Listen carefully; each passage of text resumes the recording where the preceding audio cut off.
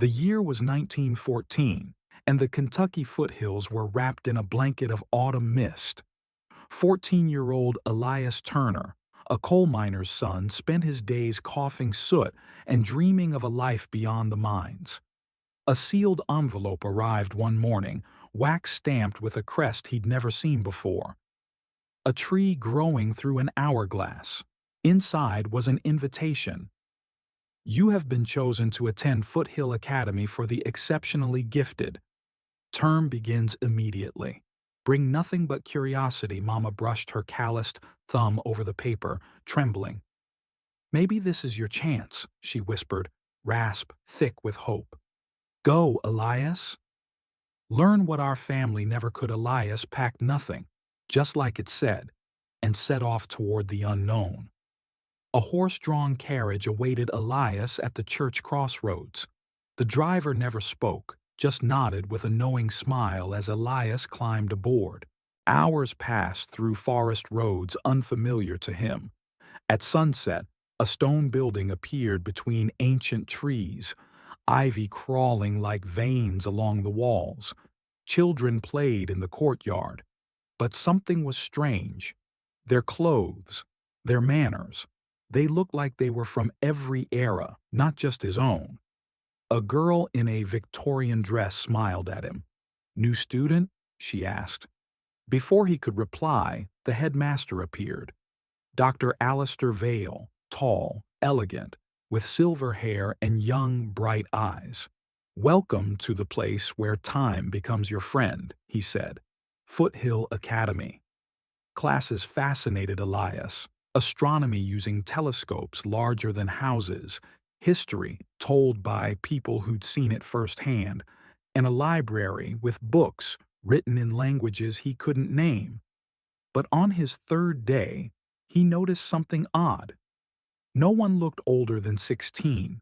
Some students dressed like they were from the 1700s.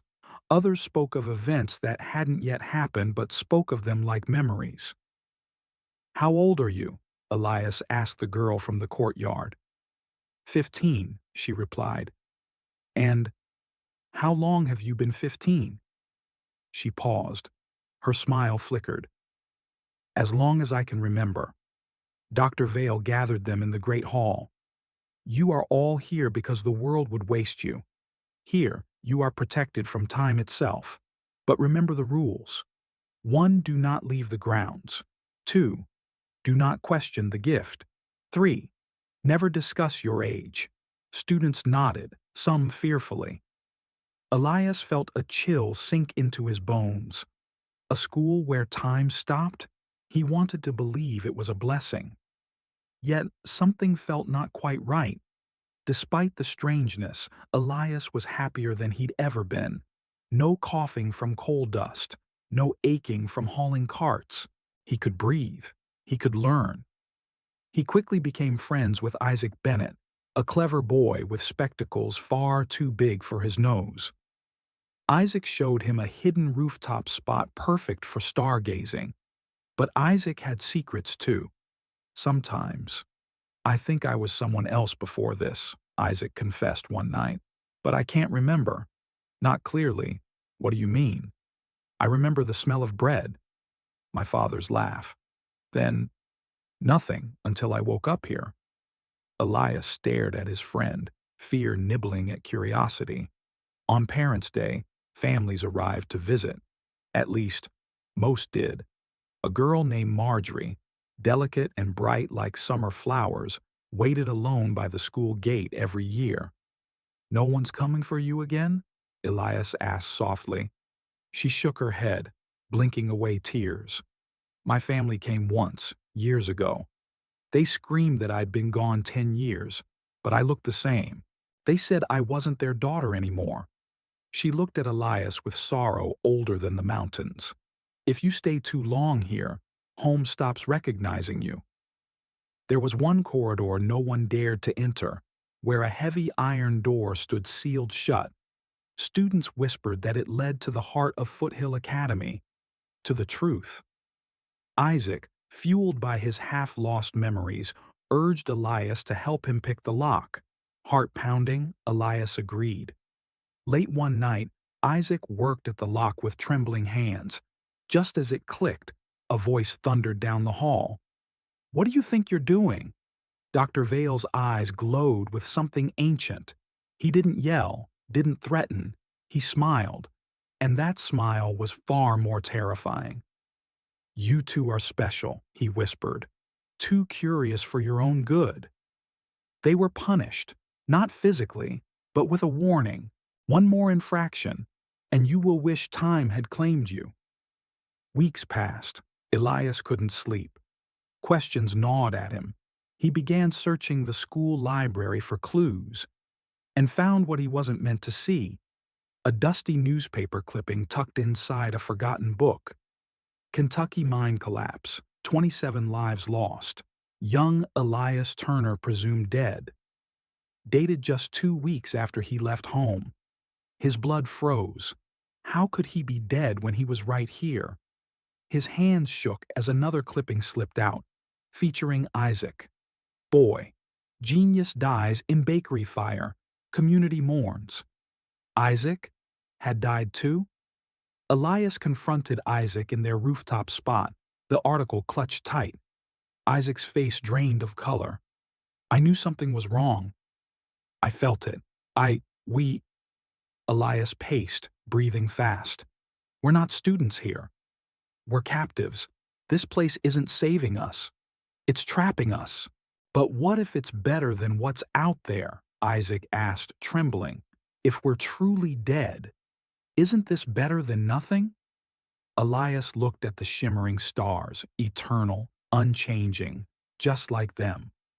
But eternity felt like a cage. The boys decided to do the unthinkable, leave the school grounds. They crept past sleeping halls and slipped through a break in the back fence. The night forest welcomed them with eerie silence, but as soon as their feet stepped off academy soil, the air around them shimmered like a rippling heat wave. Isaac clutched his chest, gasping. Elias felt his body aging, bones cracking, lungs burning with coal dust, time catching up like a furious beast. They collapsed, screaming. Dr. Vale appeared from the shadows, calm as ever. "You see now," he said softly. "The world beyond the academy has already taken you. I merely paused the inevitable." He leaned close. "You belong here." Forever darkness swallowed them. Elias awoke in the school infirmary, drenched in cold sweat. His bones no longer ached. He was once again 14, suspended in that limbo of youth. Isaac lay in the bed beside him, motionless but breathing steadily.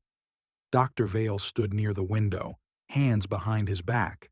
"You see, Elias," he murmured, "pain and sickness are the gifts time gives. Here, you are free of those chains." Elias sat up, anger burning through his fear. "You stole our lives." The headmaster didn't flinch. "I saved them," he replied. "When the mine collapsed, you were gone before your mother ever even realized. I simply preserved you." A memory surged, the thunderous roar of collapsing rock. Elias reaching for the light, dust choking his lungs. Then nothing. His heart cracked open, the truth undeniable. He had died. Isaac stirred, whimpering in confusion. Elias grabbed his hand. "We died, Isaac. We shouldn't be here." Tears filled Isaac's eyes, not of fear, but of grief. "My mother," he whispered. "My father. Do they think I'm gone forever?" Elias nodded. "But maybe we can still say goodbye." That single thought sparked hope, tiny, fragile, yet powerful. Dr. Vale stepped closer, voice gentle but firm. "The living world is not for you anymore. Accept the gift, eternal youth, eternal safety." Isaac squeezed Elias's hand. "No, we accept life, no matter how painful, because it means something. Time means something." Dr. Vale stared at them, disappointment deepening his ageless eyes. They had become a threat to his perfect illusion. Elias and Isaac sought out Marjorie, the girl whose parents no longer recognized her. When they found her reading alone beneath the willow tree, gloom clung to her like fog. "We know the truth now," Elias whispered. She shut the book, eyes widening. "Truth? That we died. That this isn't a second chance. It's a cage without walls." Her breath caught, hands trembling. "I remember drowning." Marjorie's voice cracked. "The river pulled me under. When I woke up, I was here." Isaac knelt in front of her. "We can still choose something else. We don't have to forget." Marjorie looked toward the distant hills, toward memories once loved and stolen. "I want to go home," she whispered. A secret revealed itself as the three searched the old forbidden corridor again. This time, they weren't caught.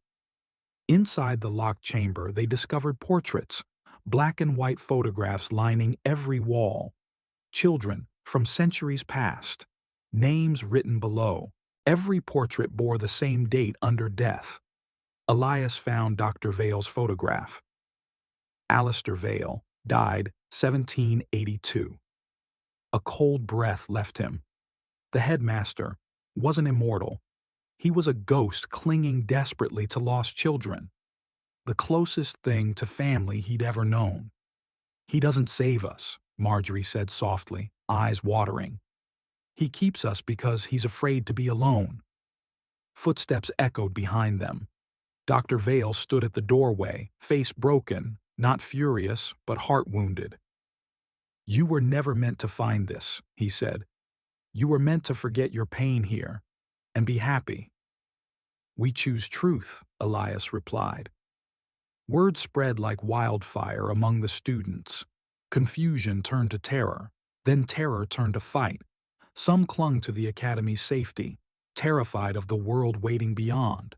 Others yearned for closure, for the love they'd left behind. Arguments exploded in the courtyard. "We should be grateful." "No! We deserve our lives back." "You want to die again?" "I'd rather live a moment of truth than eternity of lies." Elias stood atop the fountain's edge. "We aren't children anymore. We were brave once. We can be brave again. Let's go home." Even those who disagreed could not deny the truth burning in his voice. The school trembled, haunted more by fear of change than ghosts. Dr. Vale summoned a storm, clouds churning unnaturally overhead. Wind whipped across the grounds, bending trees like blades of grass. "You cannot leave," he cried, desperation cracking his controlled calm. "Out there, time is your enemy." Elias approached him, steady. "Maybe. But it is also our proof that we lived." Isaac and Marjorie stood beside him, hands united. "We deserve one more moment with the people who love us," Isaac said. Tears streamed down Vale's cheeks, the tears of a man who'd lost everything once and would lose everything again. "You will forget me," he whispered. "Never," Elias replied. "You saved us from dying alone. Now let us live, even just long enough to say goodbye." Acceptance softened Vale's sorrow. He stepped aside. The forest gate glowed as students approached, but Dr. Vale warned, "When you cross, time will return. Your injuries, your age, your final moments." Elias felt his heart pound, fear twisting with hope. Isaac held his friend's shoulders.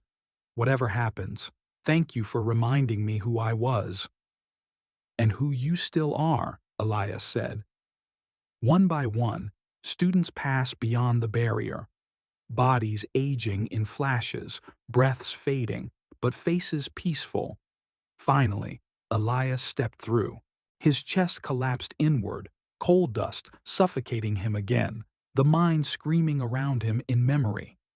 But this time, he didn't fear the dark. He was going home. Elias opened his eyes, back underground, crushed rubble around him. Miners' lanterns flickered as familiar voices rushed closer. "Mama," he rasped, her arms wrapped around him, tears falling into his hair. "You're alive!" "My boy, my beautiful boy." For a moment, One precious moment, Elias was home, alive, loved. Time caught up with him gently, like a mother tucking in her child. He smiled, whispering, "I learned so much, Mama." His hand fell still, but peace softened his final breath. He had returned not as a forgotten ghost, but as a son.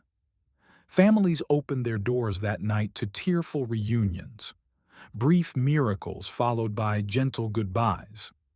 Isaac's mother held him tight, whispering she loved him.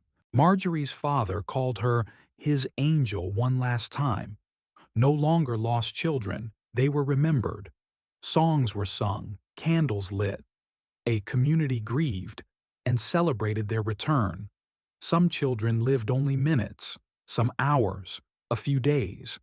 But every heartbeat mattered. Back in the Kentucky foothills, Foothill Academy stood silent, every bedroom empty, every chair waiting. Dr. Vale walked the halls, alone again. But this time, loneliness didn't crush him. Because now, he understood. They didn't need him anymore.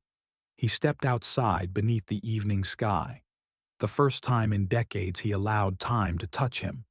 His form wavered, turning translucent beneath the moonlight. A whisper floated on the wind. "Thank you, sir."